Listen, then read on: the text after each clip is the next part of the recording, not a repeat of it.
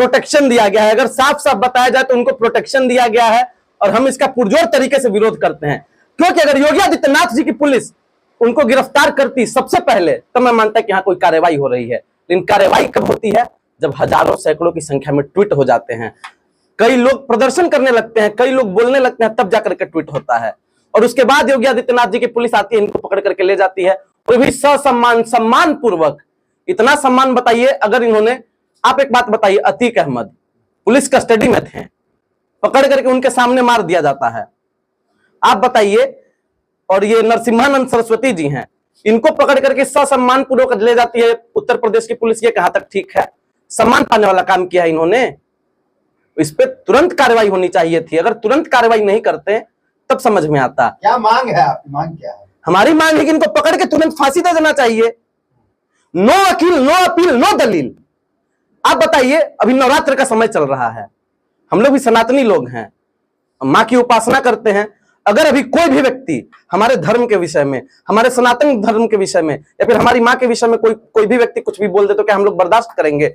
बिल्कुल नहीं करेंगे, और किसी को करना भी नहीं चाहिए। लेकिन हमारे देश का मुसलमान कुछ भी सुन ले रहा है, कुछ भी सह ले रहा है और शांति से बैठा रह जा रहा है। सर जी, अल्पसंख्यक और बहुसंख्यक होने में बहुत बड़ा फर्क है, माइनॉरिटी मेजोरिटी में बहुत बड़ा फर्क है। सुनिए, लौनी से विधायक है नंदकिशोर गुर्जर, वो उनकी सपोर्ट में आ जाते हैं और कहते हैं कि कट्टरपंथी अगर कुछ करेंगे तो उनकी 7 पीढ़ियां याद रखेंगी। उसके बयान को कैसे देखते हैं आप? आपका गुर्जर साहब से लगता है कि बहुत तगड़ा संपर्क और बहुत तगड़े ताल्लुकात हैं, क्योंकि आप अल्पसंख्यक और बहुसंख्यक की बात कर रहे हैं। भारत का संविधान कहता है all Indians are brother and sister and all Indians are equal.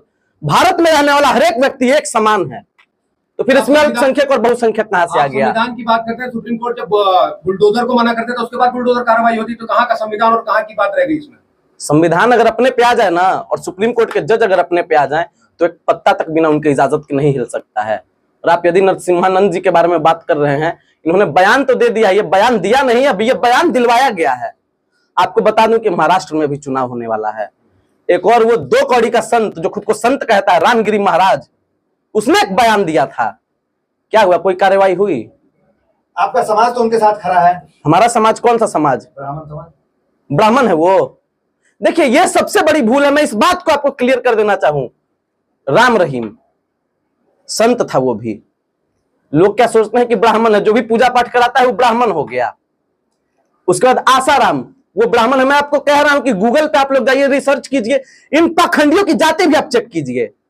एक बाबा सूरजपाल पकड़ाया था उत्तर प्रदेश का, जिसमें सैकड़ों लोग मारे गए थे उसके सत्संग में। आप लोग उसकी भी जाति पता कर लीजिए। आप लोगों को नहीं विश्वास है तो आप लोग बात करें हमेशा ब्राह्मण ब्राह्मण ब्राह्मण ब्राह्मण।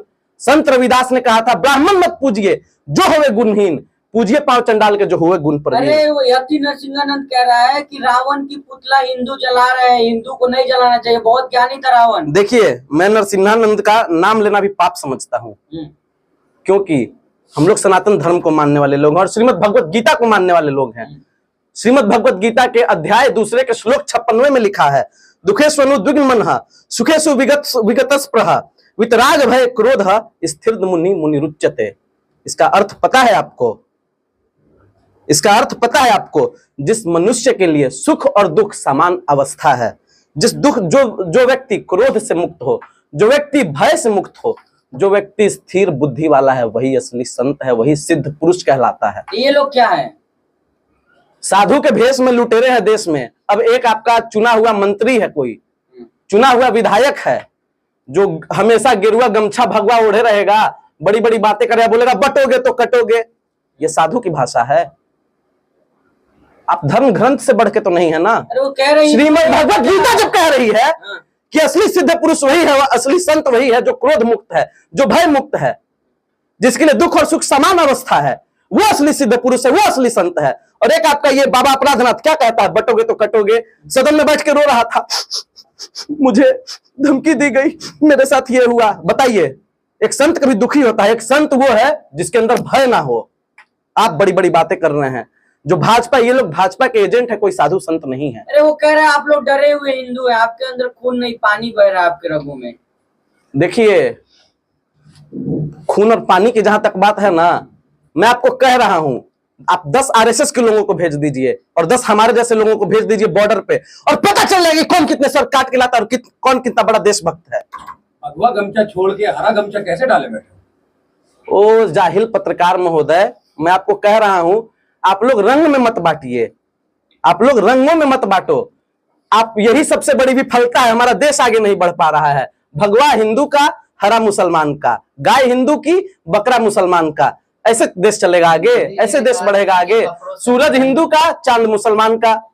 अरे भाई, जाहिलियत से आगे निकलिए आप लोग, जाहिलियत से प्रधानमंत्री फेंकिए। कह रहे हैं कपड़ों से पहचानिए। कपड़ों की पहचान तो प्रधानमंत्री ने कराई थी देश की, इसमें जाहिल पत्रकार वाली कहाँ से बात आ गई सर? तो बीएचयू के जो आरोपी थे सर, बीएचयू के जो आरोपी थे सर, वो लोग कौन से कलर का गमछा लिए हुए थे सर?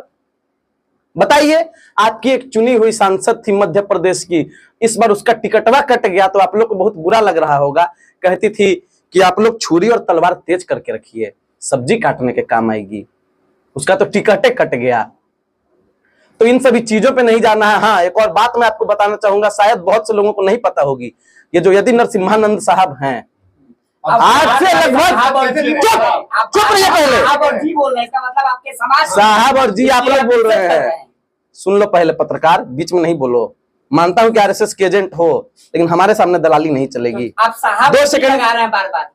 आप भी दो मुही वाली बात कर रहे हैं। मैं तो मुही बात नहीं। नरेंद्र मोदी के नाम क्या जी लगाते हो तुम लोग, साहब लगाते हो, वो खराब लगता है। बैठे हुए हैं, यदि नरसिम्हानंद ने एक नबी के सामने ओहो गजब वाला साहब, मैंने तुम लोगों का सम्मान करने के लिए बोला कि तुम लोगों की भावना हाथ में हो जाए कि आका को ऐसे बोल दिया, तुम लोग बिलबिलाने लगते, तुरंत में मरने लगते।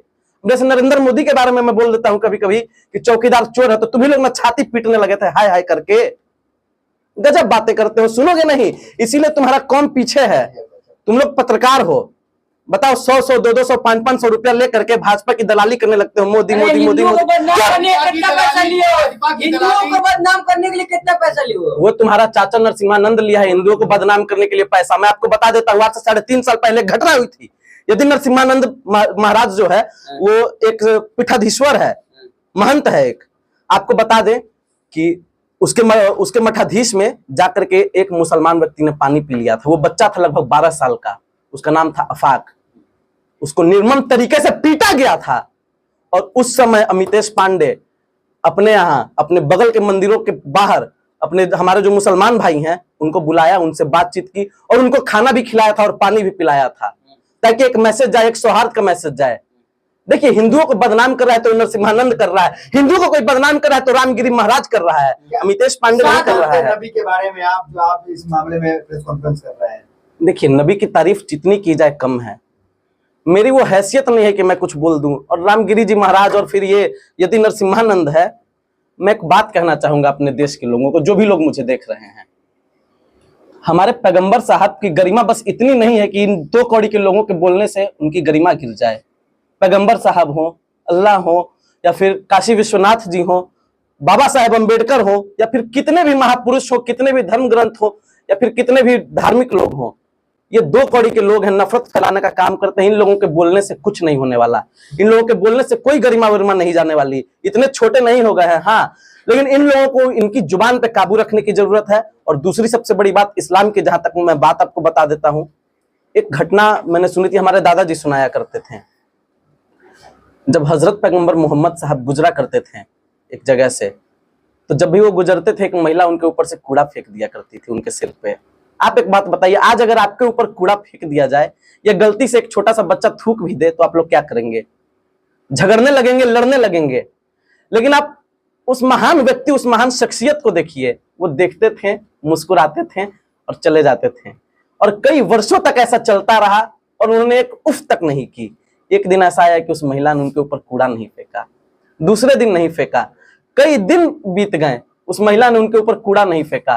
पैगंबर साहब बेचैन हो गए अचानक से, कह रहे क्या हुआ, ये कूड़ा नहीं फेंक रही है, अपने काम पे नहीं लग रही है। फिर उन्होंने पता किया तो पता चला कि उस महिला की तबीयत खराब है और वो ऊपर गए उस महिला से मिलने। अब आप एक बात बताइए, अगर आप हमारे साथ गलत किए होंगे और हम आपसे मिलने आएंगे तो आप डरेंगे कि नहीं डरेंगे, असहाय अवस्था में जब होंगे तो?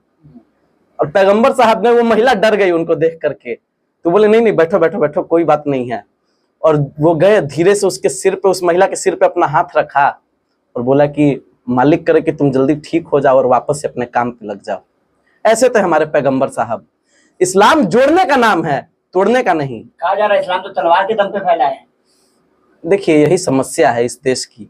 हमारे देश का मुसलमान अब भी कम पढ़ा लिखा है और मैं इस बात को बोल रहा हूं। एक समय था 1400 के ईस्वी में, हम लोग किताबों में पढ़ते हैं कि इस्लाम पूरे तरीके से फैला हर जगह। और आप एक बात याद रखिए, 1500 में देश में मुगलों का शासन था, बाकी जगहों पे मतलब मुसलमान अपनी बुलंदियों पे था, उस समय परचम लहरा रहा था हर जगह मुसलमान का, इस्लाम का परचम लहरा रहा था। क्यों? क्योंकि वो उस समय अपने नबी को मानता था, अल्लाह ताला को मानता था, भगवान को मानता था। लेकिन आज देखिए भगवान उनके आदर्शों को भूल गया, आज का मुसलमान उनके आदर्शों को भूल गया है। हजरत पैगंबर मोहम्मद साहब ने इस्लाम की लगभग कितनी लड़ाइयां लड़ी, किसी को पता है? 750 से भी अधिक लड़ाइयां हुई। और तलवार उन्होंने कितनी लड़ाइयों में उठाया, बताने का काम करें आप लोग। केवल 5 से 7 लड़ाइयों में उन्होंने तलवार उठाया।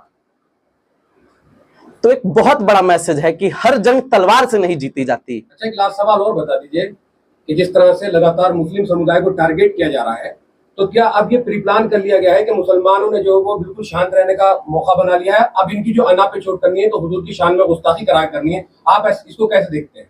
देखिए, मैं कह रहा हूं जब तक हमारे देश का मुसलमान अपनी सुख सुविधाओं को छोड़ करके सही में समाज के बारे में नहीं सोचेगा, तब तक देश का विकास नहीं होने वाला है। सिर्फ उनके समाज का नहीं, मैं देश की बात कर रहा हूं। क्योंकि एक रंग में नहीं बांटिए किसी को, एक धर्म में नहीं बांटिए, एक जाति में मत बांटिए।